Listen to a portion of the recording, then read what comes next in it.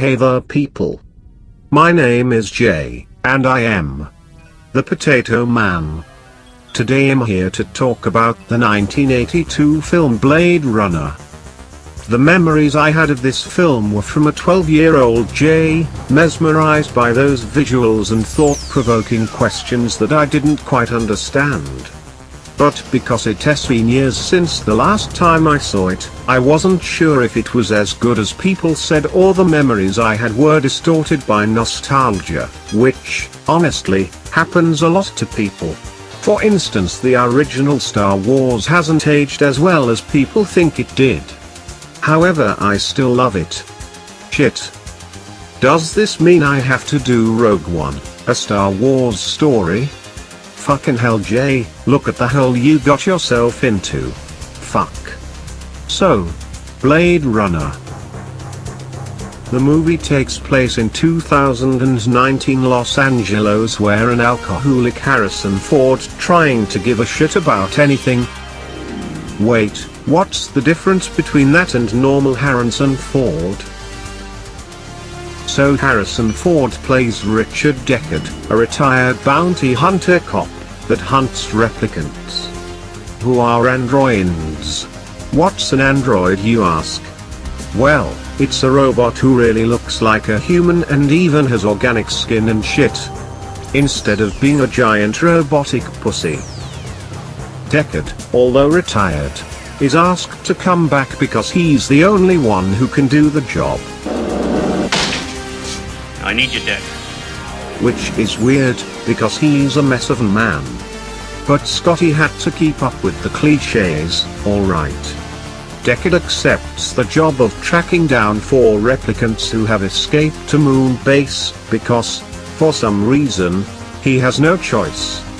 During his investigation he comes across an android, named Rachel, who had absolutely no idea that she didn't feel any kind of emotions towards anything. She's a replicant, isn't she?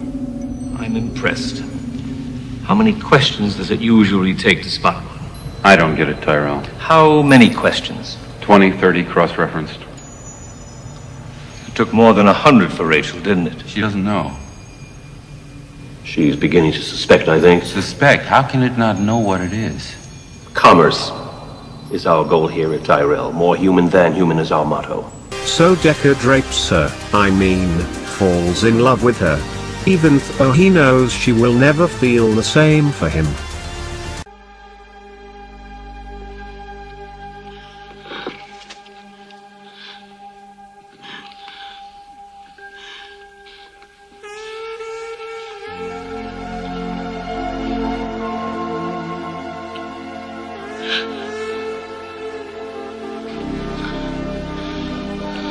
Kiss me. I can't rely on you. Say, kiss me. Kiss me.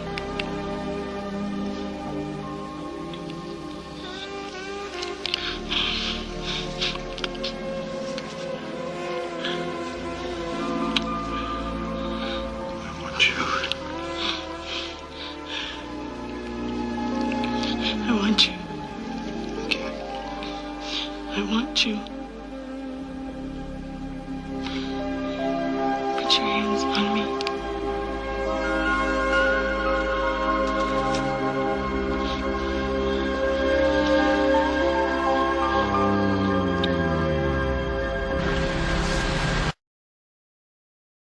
Meanwhile we follow the journey of Roy and his sex bot/replicant friend, Pre. They go on a quest to find their creator, Dr. Eldon Tyrell, in order to receive a longer lifespan from him, since a replicant can't only live around 4 years. Tyrell? I brought a friend.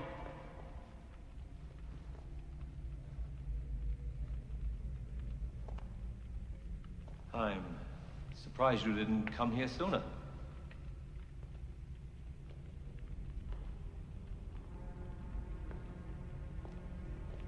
It's not an easy thing to meet your maker. And what can he do for you? and the Maker repair what he makes. Would you like to be modified? Stay here.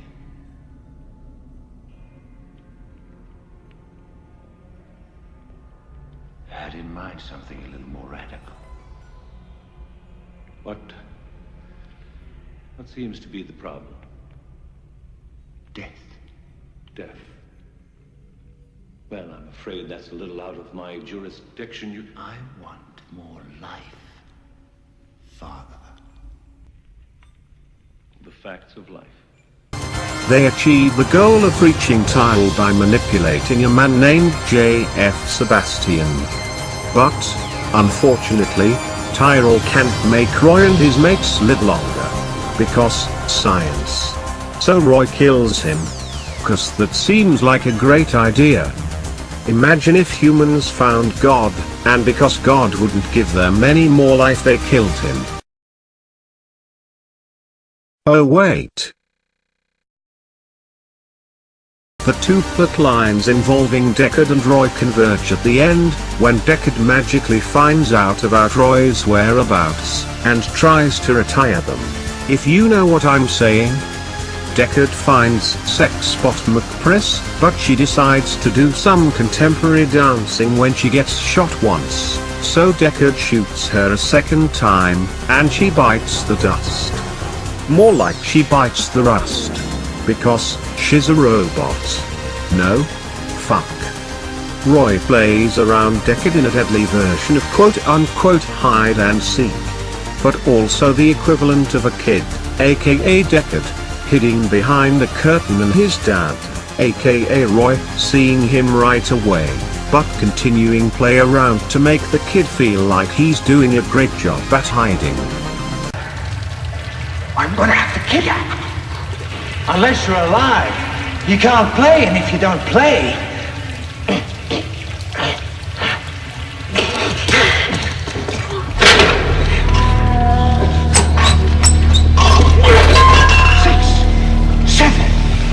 Go to hell or go to heaven.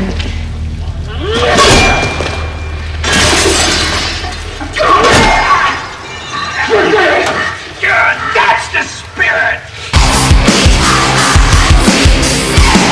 Yeah, that's the spirit. This culminates in the most as a Parker ever. And the single greatest monologue of all of time and space.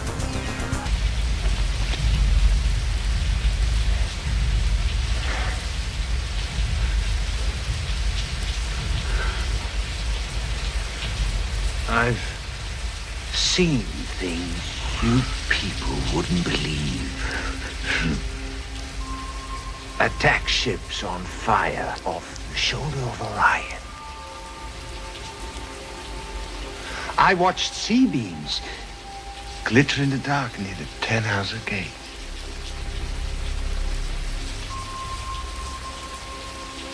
All those moments will be lost in time, like tears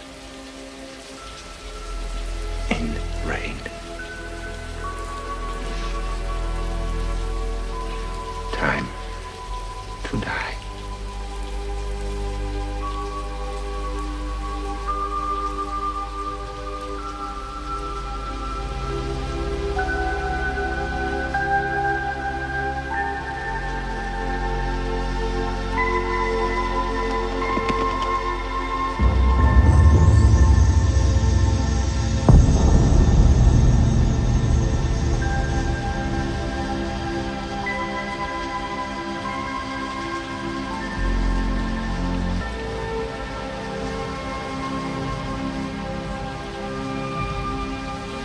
Done a man's job, sir.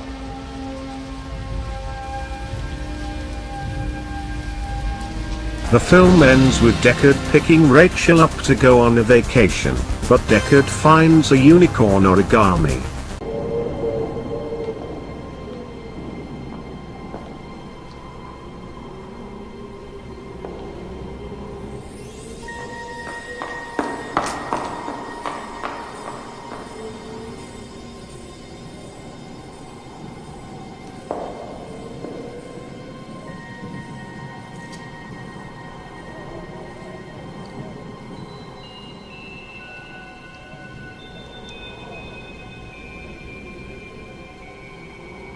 Too bad she won't live. But then again, who does?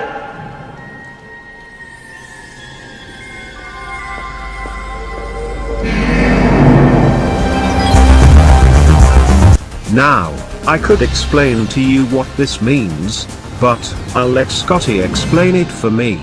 When Harrison's on his piano, looking at all the photographs and wondering who these people are and what they're after, he's drinking, he's a bit drunk there, and as he drinks, you go off into the unicorn, so it's a reverie.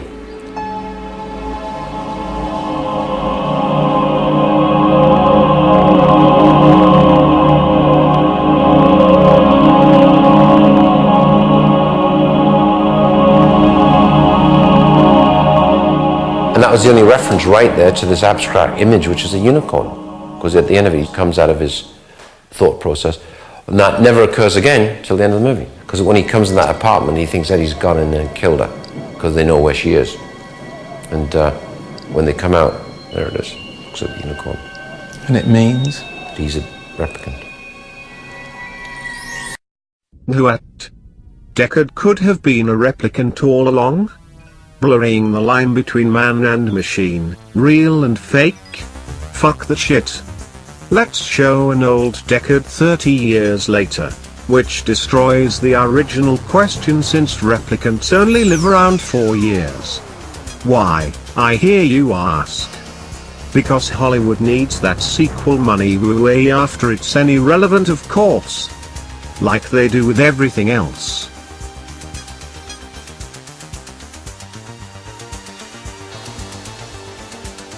It's Ridley Scott. Do I need to say more? Well, yeah, obviously. This movie creates one of the best dystopian futures I've ever seen on film. It's beautiful and really pleasant to watch. Although the world has gone to shit, full of skyscrapers and rain, grey-looking shit, this world still manages to be a gorgeous amalgamation of cultures. One that will truly stay marked in film history. It's good to see Harrison Ford actually give a fuck about a role. Which ironically is of a man who has that I don't give two flying shits about almost everything attitude. Maybe it's because he wasn't a bitter old man yet. Sean Young was good as a bland and emotionless robot, which highly contrasts her quite amazing performance in Ace Ventura, a masterpiece of this millennia. Rutger Hauer was really sinister. And I loved it.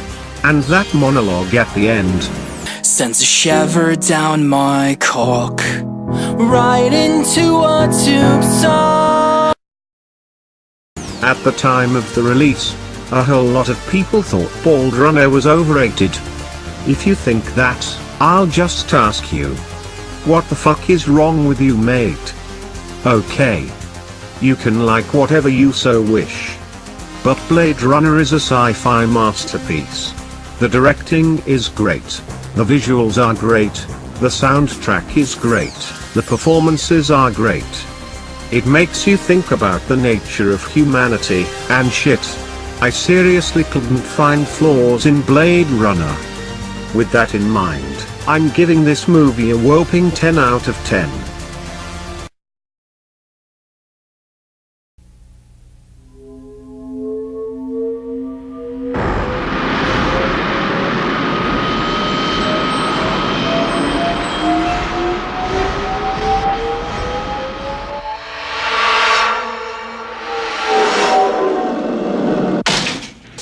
I need you, Deck. This is a bad one. The worst yet. There was an escape from the off-world colonies 2 weeks ago. 6 replicants. 3 male, 3 female. They slaughtered 20... A Blade Runner's job is to hunt down replicants. Manufactured humans you can't tell from the real thing. What's this? Roy Batty. Probably the leader. There was just one outfit making replicants that superhuman. The Tyrell Corporation. Mr. Deckard, Dr. Eldon Tyrell. I don't get it, Tyrell. Commerce is our goal here at Tyrell. More human than human is our motto. I was looking for 6 replicants. in a city of 106 million people. You ever see this girl, huh? Never seen a Buzzlove. What I didn't know was they were looking for me.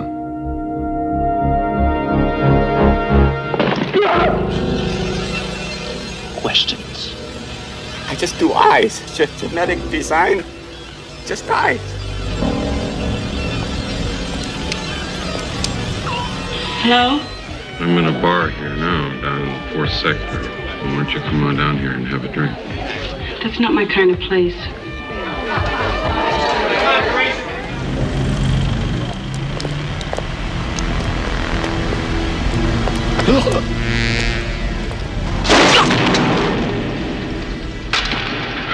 Time to die. If I didn't care more than words can say, if I didn't care, would I feel this way? If this isn't love, then why? Excuse me, Miss Salome, can I talk to you for a minute? You for real?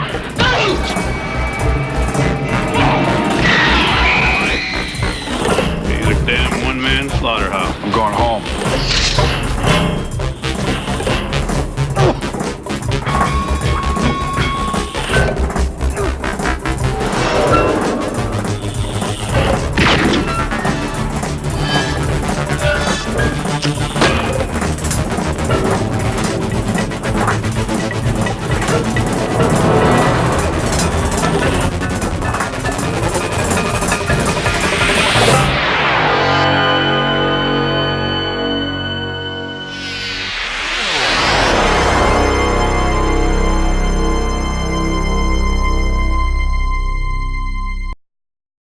Do you disagree? Good. 'Cause I don't give a shit. Thanks for watching, lads. Don't forget to like and subscribe if you enjoyed, and if you didn't, well, you might get a Gwyneth Paltrow head in a box at your doorstep. Wait. That isn't really a problem. Okay. Then, it's delivered by Tom Cruise. Now, you wouldn't like that, would you?